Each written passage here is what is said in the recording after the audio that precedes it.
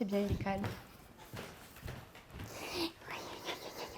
C'est toi en fait le guest là de... C'est toi le guest, hein? Tu vas nous parler de quoi aujourd'hui, Aiko?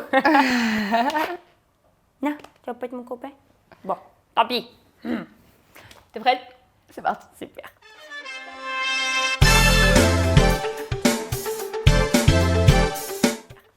Salut à tous et bienvenue sur ma chaîne Call Me Kiki. Aujourd'hui, on est avec Gabi. Salut Gabi. Salut tout le monde. Alors, aujourd'hui, la thématique, on va parler du super métier de stripteaseuse et on va découvrir plein de choses, j'en suis sûre, parce que moi, je ne connais pas du tout. Je ne sais pas vous si vous avez déjà posé un pied dans un club de striptease. Dites-nous en commentaire. Mais en tout cas, aujourd'hui, on va découvrir ce métier-là. Donc, déjà, je te laisse te présenter, Gabi. Moi, je m'appelle Gabi, j'ai 25 ans. Je suis arrivée en région parisienne il y a 3 ans et originellement, je suis de Lyon. Ok. Trop bien. Avec Gabi, on s'est rencontrés dans un club de pole dance. Ça se dit un club de pole dance? Des cours de pole dance, un studio de pole dance. et puis, j'ai appris du coup que Gabi faisait ça de manière pro, donc ça m'a grave intéressée.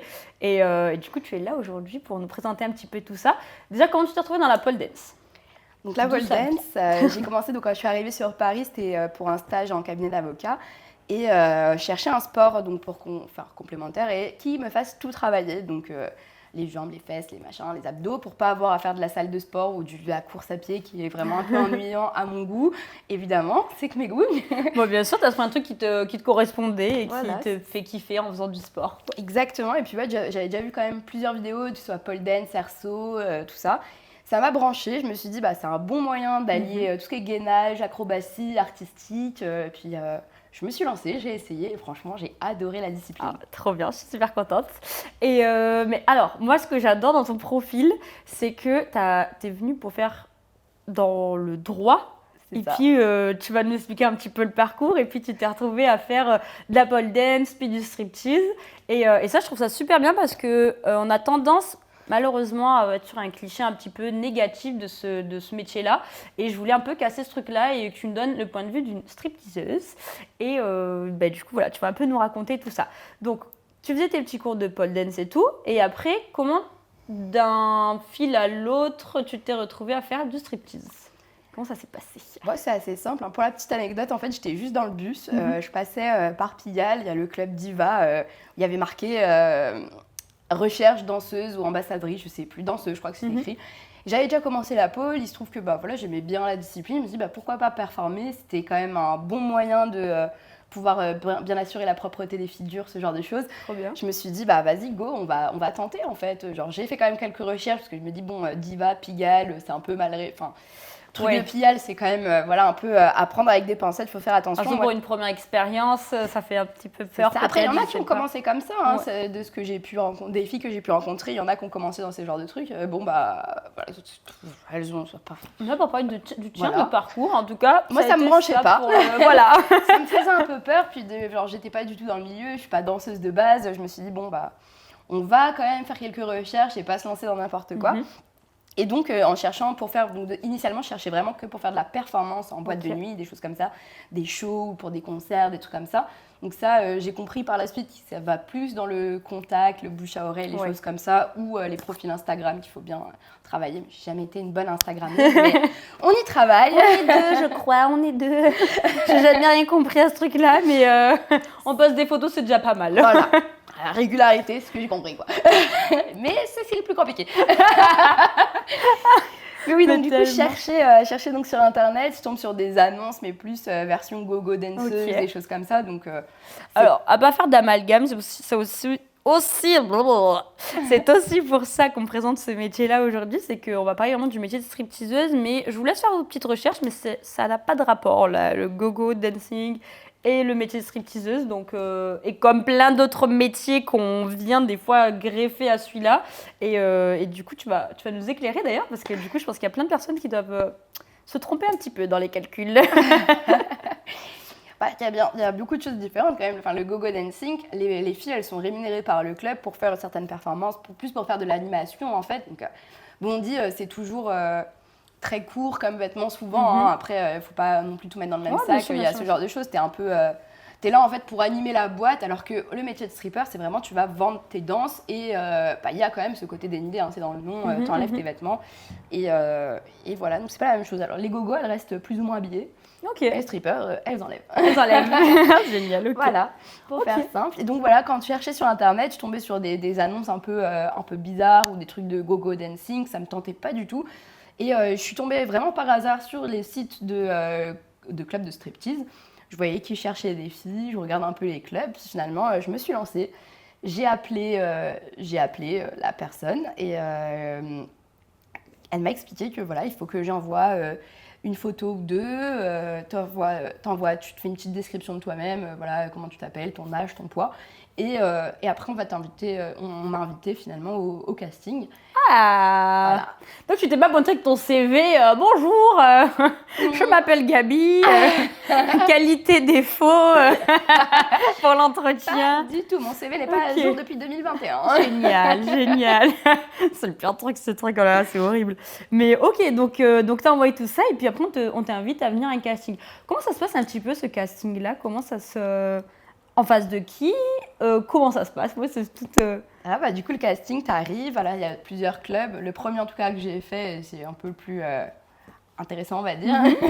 Je suis arrivée, donc, une porte matelassée. T'arrives, tu ouvres la porte, tu vois, il y a plusieurs filles qui attendent.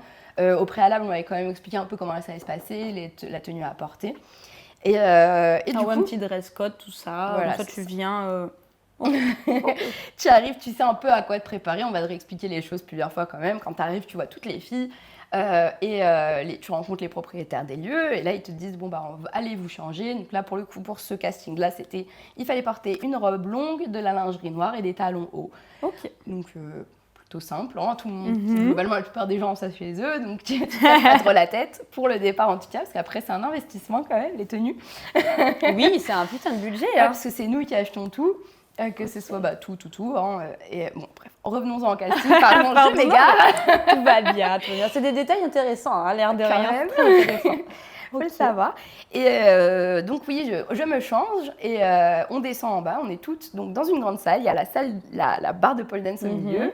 Le propriétaire des lieux et la manager qui gère les danseuses sur le côté. En face de la barre, toutes les danseuses autour. Et donc là, on te dit, bon, bah voilà, vous allez passer tour à tour sur la scène, devant tout le monde. Et vous allez danser sur 2 chansons et vous finissez topless. Quoi. Mais t'avais déjà fait des trucs comme ça? Jamais. Des shows de danse et tout comme ça? Jamais de la vie. C'était waouh. Oh là là, ça a dû être un stress de malade mental. Le truc de ouf. T'arrives comme ça, tu te rends pas compte, tu savais un peu dans quoi tu t'embarquais, mais vraiment sur le coup, je me suis dit, mais qu'est-ce que je fais là, quoi. J'étais pas bien. Après, bon, maintenant que j'y suis, pas question de faire demi-tour et de rentrer chez moi. La honte. C'est bon. C'est mort, t'es arrivé, tu t'es lancé, tu vas. Puis bon, si t'es pas capable de faire ça comme ça, bon, bah... Ça va être compliqué pour la suite. Voilà, hein, tu sais vite, quoi. Mais finalement, je me dis, bon, bah, c'est pas grave, de toute façon, qui ne tente rien n'a rien, et le ridicule ne tue pas, on y va, on tente, et au pire, c'est pas grave. Hein. Bah oui, au pire, ce sera une expérience, tu pourras rajouter ça dans ta... tu sais, il y a les bucket lists, là, tu sais, comme ça, tu pourras ajouter ça à ta bucket list. Voilà, j'ai fait un show dans un truc de strip, voilà. C'est incroyable. J'ai passé le casting, du moins. Et donc, comment ça se goupille? T'as de la musique, tu montes, tu fais ton petit show. On te passe 2 musiques aléatoirement et on te dit, bah, tu danses, quoi. Donc, t'es là, tu t'improvises. Hein. Moi, j'avais vraiment jamais fait ça de ma vie. Bah oui, en plus, ils donnent pas le nom des musiques, donc je pense que tu peux rien préparer en amont. Rien du tout. Tu vois en plus les autres filles qui passent, donc tu sens qu'il y en a qui ont même plus d'expérience, plusieurs qui sont un peu dans le truc, comme t'as l'image de la stripteaseuse, c'est un gros cul, des gros seins, ça twerk, ça fait des belles figures, des choses comme ça. C'est assez impressionnant pour quelqu'un qui n'a jamais fait ça de sa vie. T'as été courageuse, hein. Et tu te dis, tu passes, bah, on peut dire ça comme ça. Non, mais tu sais, il faut une certaine paire de cojones, si je peux me permettre, pour aller se... Tu sais, c'est incroyable. Bah, tu te lances, quoi. Ok, c'est trop bien. Puis, a priori, ça s'est pas si mal passé que ça. C'était plutôt Bien, hein, parce que j'ai été prise ce jour-là. J'allais te dire, ça a l'air de s'être bien passé du coup, puisque tu t'en as fait ton métier, mais c'est incroyable. C'est ça. Bah, Ok. après, dans le club où j'étais, il y avait une petite formation. On te faisait, voilà, on t'expliquait vraiment les règles du club avec ce truc, comment tu dois danser. On te montrait un peu les choses. Des petits cours de pole pour faire quelques figures quand même et pas juste te retrouver à tourner en rond autour de là-bas.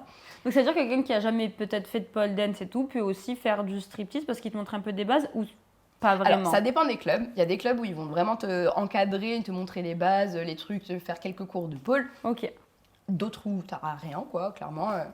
C'est Après, il genre- n'y a pas vraiment besoin de savoir danser pour faire de stripper. Hein. Je vois, j'ai l'image de certaines filles dans le club où j'ai été après. Voilà, elles dansaient pas vraiment, quoi. Enfin, peut-être elles faisaient pas de figure de pole. En tout cas, il n'y a pas besoin de savoir faire de la pole. Il n'y a pas besoin d'être une excellente danseuse non plus. Enfin, faut juste être à l'aise, en fait. Être à l'aise avec son corps, ce que tu dégages aussi. C'est ça, une certaine assurance. Ok. Voilà. Ok, super intéressant. Ok, comment ça s'est goupillé un petit peu au niveau de... Alors, moi j'aimerais bien que tu nous racontes une soirée lambda de taf. Comment ça se passe quand tu vas travailler? Comment se déroule un peu la soirée en tant que stripteaseuse? Vers quelle heure? Quels sont tes horaires? Enfin, je sais pas. Peut-être commencer par là. À quelle heure tu commences et comment ça se passe la soirée? Le club ouvre entre 22h, 22h30, ça dépend un peu des jours. On te donne un planning, en fait. C'est toi qui choisis tes jours, tu envoies quel jour tu es disponible, voilà, ce qui t'arrange en général. Il y a quand même quelques limites où tu dois respecter certaines choses, genre un dimanche pour que tout le monde... Enfin, qu'il y ait tout le temps du monde, quoi. Ouais. Et Ça laisse quand même une certaine liberté de planning, quoi. Totalement, ouais. Genre le planning, les vacances, tout ça, tu fais un peu comme tu veux. Après, avec certaines limites quand même. Oui, c'est sûr que si tu pointes jamais le bout de ton nez, ça va être un peu compliqué. Tu travailles pas là-bas, quoi. Oui. Puis à un moment, ils te montrent gentiment la sortie aussi, si t'es pas capable de faire un peu d'effort aussi de temps en temps. Ouais, ils sont c'est arrangeant, mais faut pas abuser non plus. Faut rester quand même professionnel et penser aux collègues à côté et tout, quoi. Voilà, il y a des trucs à respecter, quoi. Pareil, sur l'heure d'arrivée, bon, voilà, personne va te faire chier si t'as 5 minutes de retard en soi. Mais si tout le temps t'es en retard de 15, 30 minutes, une demi-heure, 1 heure, tu vois, bon, bah là, ils vont quand même te dire, bon, arrête, parce que, comme ils cherchent des gens tout le temps, il y a des annonces tout le temps, il y a beaucoup de filles qui veulent commencer. En plus, là, ça commence à être un peu la mode, ce genre de truc.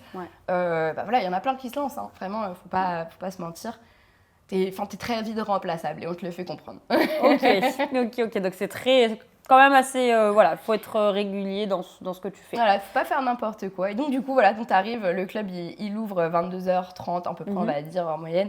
T'arrives, tu descends donc dans la salle, t'as un peu tout le monde, tu peux prendre un petit soft, des trucs tu t'attends les clients en fait, donc s'il y en a, tu peux commencer à travailler directement. Là, c'est quand tu travailles en fait, tu vas voir les différents groupes ou les personnes qui sont seules de toi-même, c'est toi qui gères ton travail en fait. Genre, tu peux passer ta soirée sur le canapé, quoi. Bon, c'est toi que ça regarde que toi, vu que ce que t'expliquais tout à l'heure, je crois que tu l'expliquais, je sais plus. Que vous n'étiez pas rémunéré, non? Il n'y avait pas un truc comme ça? Ok. En fait, de toute façon, ils ne te payent pas. Enfin, ils te rémunèrent qu'en fonction des danses que tu vas réussir à vendre. Ok. Et du coup, si tu es là à rien faire, c'est juste que tu ne sers à rien, quoi. Et puis même pour toi, c'est pas intéressant de rester assis sur le canapé. Ouais. Tu vas pas... voilà. Après, encore, dans certains clubs, tu as le droit, tu as des salaires minimum. Enfin, genre, pas salaire minimum, un fixe, quoi. Voilà, c'est ça. Tu as un certain montant qu'on te donne juste parce que tu es là. Mais bon, là où j'étais, non, j'ai jamais eu ça. Ok, c'est vraiment tu y vas, on te met à disposition un peu les lieux, entre guillemets. Les lieux, la clientèle. Voilà. Et puis toi, tu vas chercher le client. Qu'est-ce que tu leur proposes? Ça se passe comment? Quelle est l'offre finalement? Je sais pas, quelle est... Tu vois? Oui, finalement, en fait, c'est de la vente du commerce, en fait. Un peu, il y en a beaucoup en rigolant, ils disent « Ah, on va t'embaucher en tant que commercial, tu devrais bosser avec nous, c'est rigolo. » Mais parce que oui, tu t'essayes de te vendre. Là, tu te vends toi, donc globalement, tu as confiance au produit. Pas mal. Et voilà, donc tu vas vendre différents types de Satisfait ou satisfait, ok? Voilà, il n'y a pas. Il n'y a pas de remboursement possible. Pas remboursé, cherche pas. Le produit est de très bonne qualité, d'accord? J'aime bien. Non, en fait, donc du coup, tu vas essayer de vendre, forcément, tu essayes de vendre le plus, la prestation la plus chère pour essayer d'avoir le plus d'argent. En général, c'est des petits trucs que t'essayes, quoi. Ton but, tu sais que t'es pas payé, ton but, c'est que le mec qui a accroché un peu sur toi, tu te dis, bon, bah voilà, hop, on va faire un bon truc, quoi, tous ensemble. Et quand tu vends une presta, qu'est-ce que c'est? C'est une danse? C'est ça, c'est un striptease privé. Donc en vrai, sur la scène, tu vas avoir les filles qui vont danser une par une. C'est un peu la vitrine, en fait, en quelque sorte, pour le dire grossièrement. Donc chaque fille, on passe chacune son tour sur la scène. ça dure environ 10-15 minutes en fonction de la C'est musique. aussi le moment de se montrer aussi, de faire en sorte qu'il y ait un show quand même qui tourne pendant que les filles vont parler, voilà. Mais il y a quand même quelque chose de joli à regarder pendant que... Ok. Ça occupe. Ça fait passer le temps, tiens. Pour tous ceux qui viennent boire juste un verre, Oh là là là là là là. Oui. on en y reviendra, j'imagine. Je m'a expliqué un petit peu ça tout à l'heure. J'étais genre, les gros radins. Ok. Mais donc en fait, voilà, donc tu fais ta petite performance sur la scène et c'est aussi le moment où tu captes un peu qui est-ce qui te regarde, qui est-ce qui est un peu sensible à ton charme. Tu fais les yeux doux, tu regardes. Des contacts et tout. Voilà. La séduction aussi, quoi. Totalement, en fait, il faut séduire le client pour que, en fait, il ait envie de passer un moment avec toi et pas avec une autre, finalement. Ok. Parce que du coup, on est un peu en concurrence quand même, toutes les filles, parce que c'est toi ou l'autre. Enfin, Il y a quand même ça reste quand même avec une bonne ambiance où tu as pu bosser, toi. Là où j'ai pu bosser, oui, ça a toujours été relativement chill. J'ai pas eu vraiment de problème avec les autres filles, quoi. Après, voilà, un petit crépage de chignon par-ci par-là, ça arrive, mais rien Comme de partout, dramatique. comme dans tous les milieux professionnels, mais j'étais quand même un peu curieuse de savoir, vu que quand même vous êtes un peu en concurrence finalement, et puis il y a quand même autre chose que juste ça. Je pense que tu crées des liens aussi avec des filles. Enfin voilà, c'est pas que ça. Okay. C'est un peu particulier comme milieu, mais voilà, il y a forcément des groupes, des machins, mais globalement, c'est assez bienveillant. En tout cas, moi, j'ai pas ressenti un truc. Puis je me suis pas vraiment mis dans des histoires. Je suis pas du genre à critiquer pour critiquer.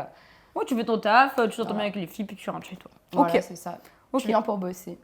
Et donc, justement, pour bosser, donc, tu proposes tes différents types de prestations. Tu vas avoir donc différents types de danse. Forcément, c'est le prix qui varie. En fonction de l'intimité et de la performance elle-même. Forcément, la fille, quand tu gagnes 10 €, t'es moins motivée que quand t'en gagnes plus, quoi. Il y a des gens qui t'ont proposé 10 €. En gros, c'est ce que je vais la refaire. T'es rémunéré en fonction des danses que tu vends et donc du coup forcément le club il prend un petit pourcentage. Après c'est du travail déclaré, donc il y a une partie qui va pour les organismes sociaux et trucs comme ça. Oui, mais c'est bien parce que tu casses aussi un espèce de cliché. Vous savez, le cliché de la stripteaseuse qui est comme ça avec tous les billets et tout machin. Je vous le souhaite, mais je crois que c'est pas trop le cas en France de ce que j'ai pu comprendre. Alors, tant mieux s'il y a des soirées où tu fais des sous, d'autres soirées peut-être que c'est pas forcément le cas parce que t'es pas payé avec un fixe et tout. Donc c'est vraiment à toi d'aller chercher le client.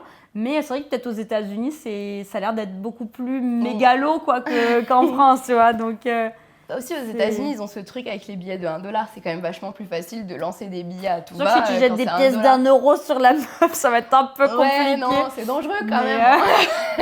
Ne faites pas ça. Ne faites pas ça. Oubliez les pièces dans un club de strip, vraiment. Oh là là, le truc du gros rat là. Alors, déjà, le billet de 5, on va te regarder un peu comme ça, tu vois. Genre, franchement, frère. Tu t'abuses. Même un serveur, à la limite, tu vois. Ouais, oh là là. Ok. Mais oui, non. Voilà. On évite les pièces, on oublie même. Et c'est toi qui fixes le prix ou c'est le client qui propose un tarif pour la prestation? En fait, c'est les tarifs du club. En fait. Ok, c'est le club qui t'annonce le prix comme une carte ou quelque chose comme ça. Exactement, en fait, tu as la carte avec les différents types de shows. Tu vas avoir le show qui sera dans la grande salle avec tout le monde, le show dans une salle privée où vont se dérouler aussi tous les autres shows, et la prestation privée en quelque sorte, où tu es genre seule avec la danseuse. Ok. Donc c'est le truc le plus intime en fait. Et là où on peut rester le plus longtemps, les choses comme ça. Après, c'est limité niveau chanson, des choses comme ça. Okay. Après, le gars peut te proposer des pourboires. Il peut te les donner, tu demandes un peu, hein, t'as envie d'avoir un pourboire, forcément. Tu l'incites, on va te dire, à t'en donner. Et mais voilà, mais après, il y a juste faut acheter les tickets de danse, parce que du coup, tu peux pas non plus vendre des danses juste prendre et détourner du club, le club top la clientèle. Il faut quand même que ce soit encadré, qu'ils sachent, qu'ils puissent savoir ce qui rentre et ce qui sort aussi de ça pour qu'il y ait une structure et une sécurité sur ça pour les thunes. Enfin, peut-être que moi, tu me fais un show en cachette ou tout, j'en sais rien. Donc, ok. Et alors, très bien. Moi, j'avais une question. Est-ce que tu as déjà été confrontée un peu à des comportements un peu de gars ou...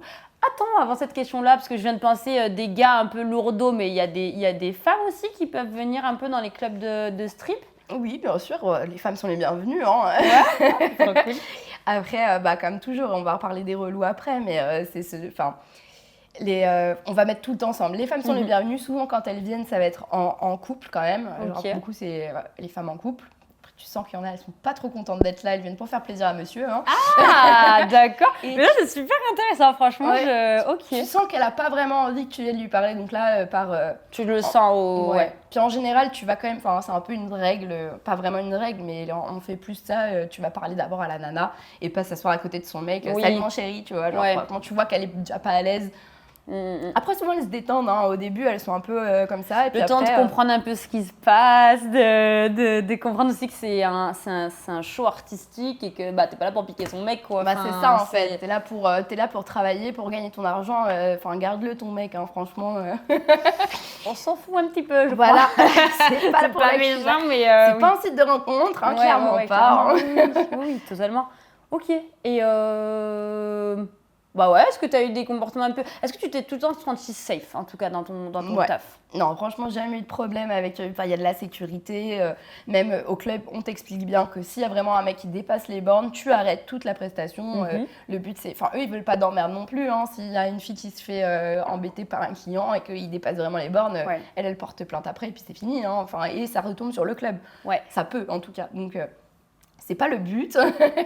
Et ils te disent bien, voilà, genre si le mec il dépasse les bornes, tu pars quoi. Ouais. Après, c'est à toi aussi de savoir gérer ton client, de le canaliser, de le calmer. Faut avoir une certaine force de caractère aussi pour faire ce métier-là, je pense. Faut avoir une certaine confiance en soi, savoir aussi poser ses limites. Enfin, ça demande un certain... Totalement. Déjà, charisme aussi, je pense. Bah, faut être clair avec soi-même, hein. Franchement, faut se connaître, faut connaître ses limites aussi. Faut pas hésiter à les imposer un peu. Enfin, après, c'est à toi de voir comment tu veux travailler. Il y a plusieurs méthodes de travail.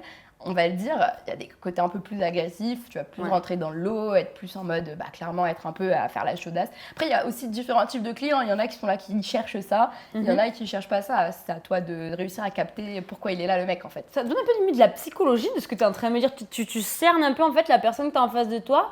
Et par rapport à ça, tu ajustes un petit peu la séduction. Oui, en fait, c'est ça, hein, clairement, tu dois séduire ton client et aussi, du coup, pour le séduire, essayer de comprendre ce qu'il cherche, en fait.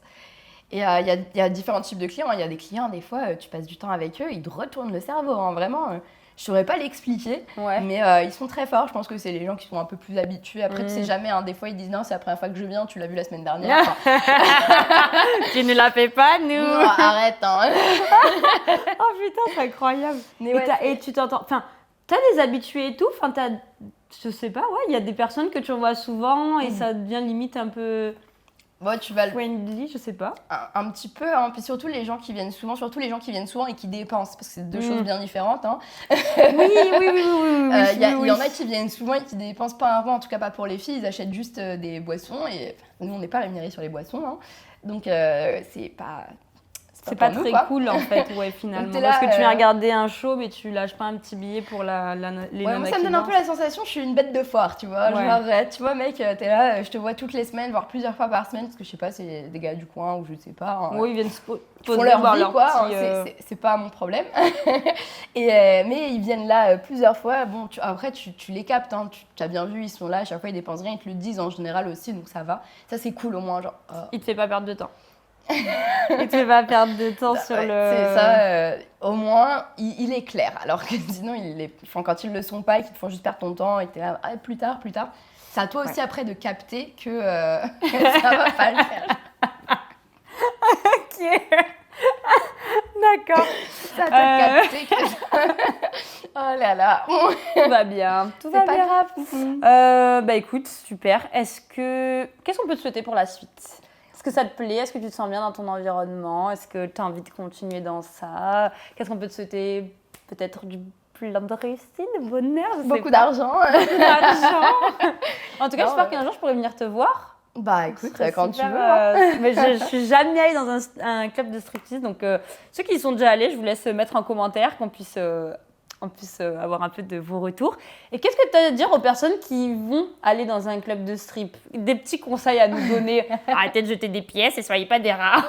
ça n'arrive pas quand même. Toi, quel comportement est-ce que peut-être on ne pourra pas être déplacé ou je sais pas, peut-être que tu as un truc à faire passer sur ça? Déjà, si une fille ne te plaît pas, quand elle vient te voir, qu'elle passe son temps avec toi, n'hésite pas à lui dire, quoi. Elle s'en moque, elle va pas le prendre personnellement. Ça, après, bon, on en revient, je te dirai après. Faut pas prendre personnellement les trucs comme ça. Tu plais pas à quelqu'un, c'est les goûts et les couleurs. Ouais, bien sûr. Chacun, c'est les siens. Et donc, pas hésiter pour pas faire perdre de temps à la fille qui pourrait justement faire des sous, parce qu'elle est quand même là pour travailler et qui pourrait aller voir un autre client, alors que si elle est avec toi et que ça ne sert à rien, voilà, c'est pas...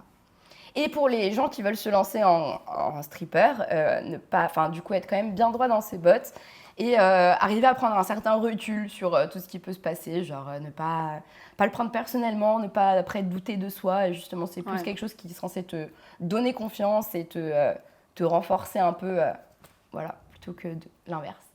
Bah super, merci beaucoup en tout cas Gaby pour ce partage. Franchement, c'était hyper intéressant et on te souhaite plein de réussite pour la suite, plein de belles choses, une très belle carrière. Et franchement, merci, moi j'ai kiffé, c'était super intéressant. Il y a plein de choses que je connaissais pas du tout. Et bah écoutez, on vous fait plein de bisous, on espère que ça vous a plu. N'hésitez pas à liker, à vous abonner, tout ça. Voilà. Salut. Bisous.